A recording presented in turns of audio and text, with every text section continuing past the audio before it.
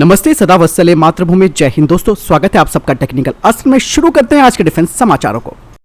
दोस्तों, पहली खबर जम्मू कश्मीर से आ रही है, जहां सुरक्षा बलों ने मुठभेड़ में लश्कर-ए-तोयबा के कमांडर लतीफ रातर समेत 3 आतंकियों को मार गिराया है। जम्मू कश्मीर पुलिस ने कहा कि घटनास्थल से शवों को निकाला जा चुका है। पुलिस के मुताबिक आतंकियों के पास से आपत्तिजनक सामग्री, हथियार और गोला बारूद बरामद किया गया है।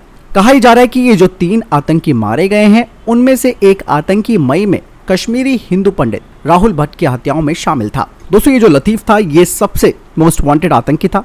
आपको मैं बताना चाहूंगा कि राहुल भट्ट की जम्मू कश्मीर के बड़गांव जिले में 12 मई को उनके ऑफिस के अंदर जाकर इन आतंकियों ने उन्हें गोली मार दी थी, जिसके बाद उनकी मौत हो गई। लेकिन सेना ने इन्हें उन्हीं 72 हूरों के पास भेज दिया, जिनके सपने देखकर ये मासूम लोगों को निशाना बनाते हैं।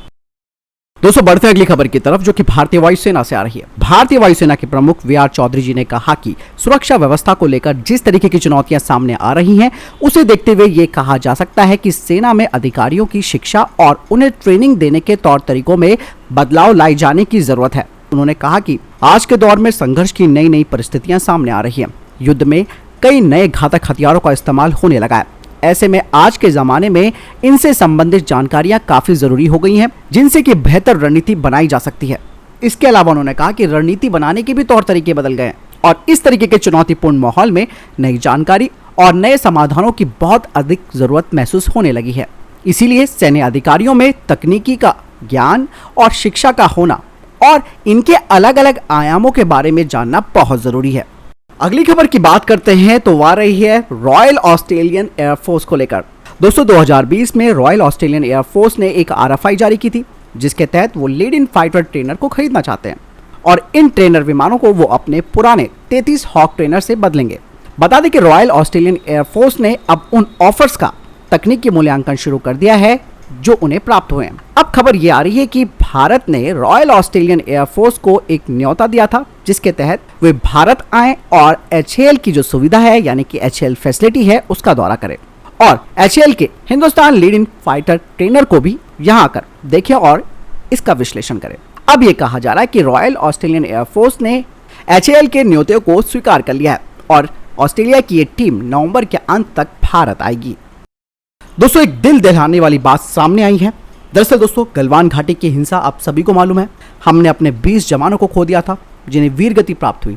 अब ऐसे में एक खबर सामने आई है जिसमें यह कहा गया है कि इन क्रूर चीनियों ने अब क्या बोलने दोस्तों, गाली नहीं दी जा सकती इस प्लेटफॉर्म पे, लेकिन इन चीनियों ने भारतीय डॉक्टर को अगवा किया था और अपने सैनिकों का इलाज करवाया और फिर उनको मार डाला। कितनी बड़ी बात है ये, मानवता तार तार करी है इन चीनियों ने। खबर क्या है वो जान लेते हैं पहले। दरअसल पूर्वी लद्दाख सेक्टर की गलवान घाटी में भारत और चीन के सैनिकों के बीच खूनी झड़प में भारत के 20 सैनिकों को वीरगति प्राप्त हुई थी और इस झड़प में मारे गए सैनिकों की सही संख्या को चीन ने दुनिया में छिपाया, लेकिन अब उनकी शर्मनाक करतूत का खुलासा हुआ। अपने घायल सैनिकों के इलाज के लिए चीन ने भारतीय सेना के डॉक्टर का अपहरण कर लिया और काम हो जाने के बाद डॉक्टर की हत्या कर दी। एक किताब में यह खुलासा हुआ है। 2 पत्रकारों के द्वारा लिखी गई India's most fearless 3 new military stories of unimaginable courage and sacrifices में जून 2020 की उस रात को क्या क्या हुआ था, उसके बारे में विस्तार से बताया गया। शिव अरोड़ और राहुल सिंह के द्वारा लिखी गई इस किताब में यह भी बताया गया है कि किस तरह से इंडियन आर्मी के एक डॉक्टर ने कई जख्मी चीनियों की जान बचाई और किस तरीके से धूर्त चीनियों ने उसी डॉक्टर की बर्बरता से हत्या कर दी। चीन ने आज तक यही बताया कि उसके 4 सैनिक मारे गए, लेकिन इस किताब में तथ्यों के आधार पर चीन के इस झूठ की धज्जियां भी उड़ाई गई है। किताब बताती है कि चीन ने किस तरह अपने नुकसान को छिपाने के लिए बड़े पैमाने पर दुष्प्रचार का सहारा लिया। बता दें कि यह किताब अब रिलीज होने वाली है और ये स्वतंत्रता दिवस पर रिलीज की जाएगी। गलवान घाटी में चीन ने अपने ही जख्मी सैनिकों को उनके हाल पर छोड़ दिया था। तब भारतीय डॉक्टर नायक दीपक सिंह ने न सिर्फ जख्मी भारतीय सैनिकों को बल्कि कई चीनी सैनिकों की जान बचाई। करीबन 30 से ज्यादा भारतीय सैनिकों की जान बचाने के लिए उन्हें मरणोपरांत युद्धकाल के दूसरे सर्वोच्च सम्मान वीर चक्र से नवाजा गया। हालांकि ये बात अब तक सामने नहीं आई थी कि दीपक सिंह ने कई जख्मी दुश्मनों की भी जान बचाई, लेकिन ये क्रूर चीनी किस तरीके से मानवता को तार तार कर देते हैं, किस तरीके से इन्होंने हमारे डॉक्टर की हत्या कर दी, शर्म की बात है। साथ ही किताब के लेखक ने बताया कि उस रात कई जख्मी चीनी सैनिक अगर जिंदा रह पाए तो नायक दीपक सिंह की मेहरबानी से। साथ ही उससे कहा जा रहा है कि उस रात भारत की तरफ से 400 सैनिक थे तो चीन की तरफ से करीबन 3 गुना। लेकिन भारतीयों ने शौर्य से दुश्मनों के खेमे में खलबली मचा दी। पीएलए में भगदड़ मच गई। गलवान घाटी चीनी सैनिकों की लाशों से पट गई। हवलदार धर्मवीर के हवाले से किताब में कहा गया है कि जब हम 16 जून की सुबह इलाके में इकट्ठा हुए तब आसपास कई चीनी सैनिकों की लाशें पड़ी हुई थी। हमें आदेश था कि हम इन चीनियों के शवों को न छुएं क्योंकि पीएलए बाद में अपने मारे गए सैनिकों की लाशें ले जाती है। यानी कि दोस्तों कितनी बड़ी तबाही भारत ने मचाई थी। लेकिन चीन की इस हरकत पर आप क्या कहेंगे, कमेंट सेक्शन में लिखकर जरूर बताएं। दोस्तों अगली खबर की बात करते हैं तो वो भारत चीन सीमा को लेकर आ रही है। दोस्तों भारत ने पिछले 5 सालों में करीबन 3,595 यानी कि 3,595 किलोमीटर नई सड़कें बनाई हैं। इस बारे में रक्षा राज्य मंत्री अजय भट्ट ने जानकारी दी। उन्होंने कहा कि कुल 6,195 किलोमीटर सीमा सड़कें निर्माणाधीन है और बीआरओ के द्वारा अब तक कुल 3,595 किलोमीटर सीमा सड़कों का निर्माण किया गया है। इसके अलावा उन्होंने कहा कि बीआरओ एक क्षेत्र की रणनीतिक जरूरतों और भारतीय सेना के द्वारा तय की गई प्राथमिकता के आधार पर सड़कों का निर्माण करता है। उन्होंने कहा कि अग्रिम पंक्ति के क्षेत्र में सुरक्षा बलों की आसान परिवहन के लिए कनेक्टिविटी प्रदान करने के अलावा ये सड़कें अत्यावश्यकता के मामले में यानी कि इमरजेंसी के मामलों में सैनिकों की त्वरित गति के लिए फायदेमंद है। इसके अलावा सीमावर्ती क्षेत्रों में ये जो सड़कें हैं वो न केवल दूर स्थित गांवों को जोड़ने में मदद करती है बल्कि क्षेत्र में एक समग्र सामाजिक आर्थिक विकास में भी मदद करती हैं। बढ़ते हैं अगली खबर की तरफ जो कि स्ट्रैटेजिक बॉम्बर को लेकर आ रही है। दोस्तों जैसे कि आप सभी को मालूम है कि भारतीय स्ट्रैटेजिक फोर्सेस कमांड 6 TU-160 को लीज पर लेना चाहती है। ऐसे में अब ये कहा जा रहा है कि भारत अमेरिका के USB-1 lancer long range bomber को भी लीज पर ले सकता है, क्योंकि दोस्तों आपको बता दें कि 2021 में एरो इंडिया 2021 में अमेरिका का B-1 लैंसर भारत आया था और उस दौरान तेजस ने उसे स्कॉट भी किया था और ये कुछ दिनों तक यलहंका एयरफोर्स स्टेशन में रुका भी था। अब ये कहा जा रहा है कि भारत रशिया और अमेरिका से बात करेगा अपनी जरूरत के हिसाब से इन स्ट्रैटेजिक बॉम्बर्स को लीज पर लेने के लिए। लेकिन अब समस्या क्या है यहाँ पर अमेरिका के साथ, वो भी आप जानेंगे। दरअसल दोस्तों हालांकि ये जो B-1 लैंसर है उसे परमाणु क्षमता के लिए ही डिजाइन किया गया है, लेकिन दोस्तों अब इसकी जो बाहरी यानी कि एक्सटर्नल पाइलॉन्स है उसका जो डिजाइन है वो न्यूक्लियर डिलीवरी के लिए ही बना हुआ था, लेकिन अब उसे हटा दिया गया, जिसके पीछे का कारण है स्ट्रैटेजिक आर्म्स रिडक्शन ट्रीटी। अब इससे ये बात साफ हो जाती है कि भारत के स्ट्रैटेजिक फोर्स कमांड के लिए ये इस्तेमाल में नहीं लाया जा सकता, क्योंकि भारत को तो परमाणु डिलीवरी के लिए इस तरीके के लॉन्ग रेंज बॉम्बर्स की जरूरत है। लेकिन ऐसे में रशिया का जो TU-160 है वही काफी फायदेमंद होगा। दरअसल रशिया भी अब 2 नए TU-160 स्ट्रैटेजिक बॉम्बर्स को शामिल करने वाला है अपनी एयरफोर्स में, जिसमें कि इसके एयरफ्रेम में काफी बदलाव किया गया है और ऐसा कहा जा रहा है कि कम से कम 15 नए एयरफ्रेम और तैयार किए जाएंगे TU-160 के। और ये जो नया TU-160 होगा वो 2025 से रशियन एयरफोर्स को डिलीवर किया जाएगा और रशिया 2030 से TU-160 का एकदम बिल्कुल नया डिजाइन तैयार करेगा ताकि इसे एक्सपोर्ट भी किया जा सके।